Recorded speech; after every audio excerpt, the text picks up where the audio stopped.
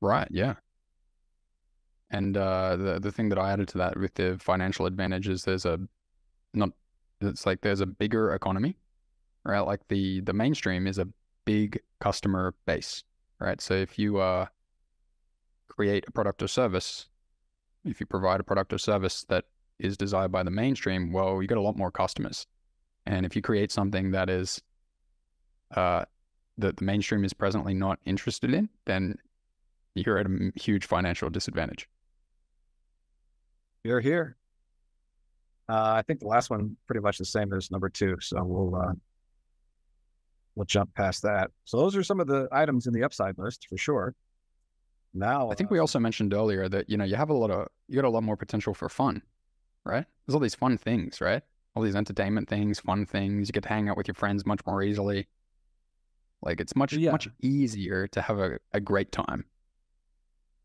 in a way, yeah. I'm not going to totally agree with you on that, but yeah, and certainly in a way that most people think fun times are based on. Yeah, I mean that's the way I'm presenting it. I'm not. Yeah, I'm presenting it from a certain perspective. The culturally approved entertainment avenues, fun Right. for sure, no question. Cool. So what's the downside to all this crazy stuff? Well, let us ask a question, right? I'll read it. How many people wake up and do exactly what they want to do? And we mean joyfully getting up, excited to do exactly what they love. Like, for example, you wake up from a dream of creating something, producing something, and you're like, whoa, wow, that's amazing. And then you just get out of bed and then go do that. Do exactly what you dreamed about every single day. How many people are living like this? Not many, right? Generally, the mentality is, I got to go to work. I can't do what I want because I got to go to work. Maybe work will let me save up so that I'll get some capital and then I can use that on what I want later. Right. On, What do you reckon, bud? 2 weeks out of the year, I can do what I want if I work 50 of those weeks, right? Mm-hmm. And weekends, 2 days out of the work week, I can all that I can use that stuff I work for to kind of do what I want. But yeah, the answer to the question is I can't even. It's got to be a number like 1/1000th of 1% of the people in this world. Oh, really? You think it's that low? I would have just said less than 1% to be safe, but maybe you're right. I'd say way less. Now little kids, to an extent, do this, right? That's Oh, how yeah. they live their lives. I mean, they still have to follow mommy and daddy's rules, but generally speaking, they're once they understand the strictures of what they can and can't do, they pretty much get up. And I kind of remember that as a kid. Am I gonna go play football today? Am I gonna play baseball? Am I gonna go skateboarding? Am I gonna go out in the woods and build a fort? Right, those were my options. That was pretty good. I didn't mind doing that stuff. But once you're an adult, right? Certainly past college, I'd say it's very, very, very few. Right? People are really doing what they want to do. And usually when you find those people, they really stand out because you know somebody who's doing exactly what they want to do, right? Mm-hmm. You're just like, wow, you're living the dream, aren't you? So yeah, it's a very small number.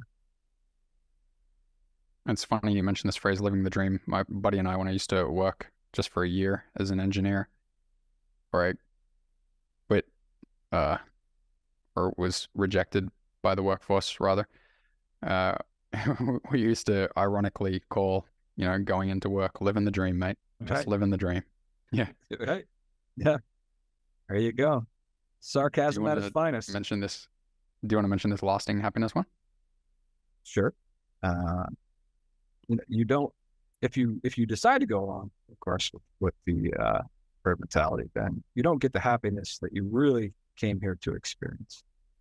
So I call it non-lasting happiness, right? It's fleeting happiness is what we live for.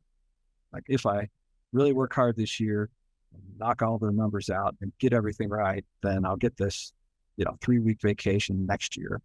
So I spend all this time being unhappy just to get this momentary fleeting happiness.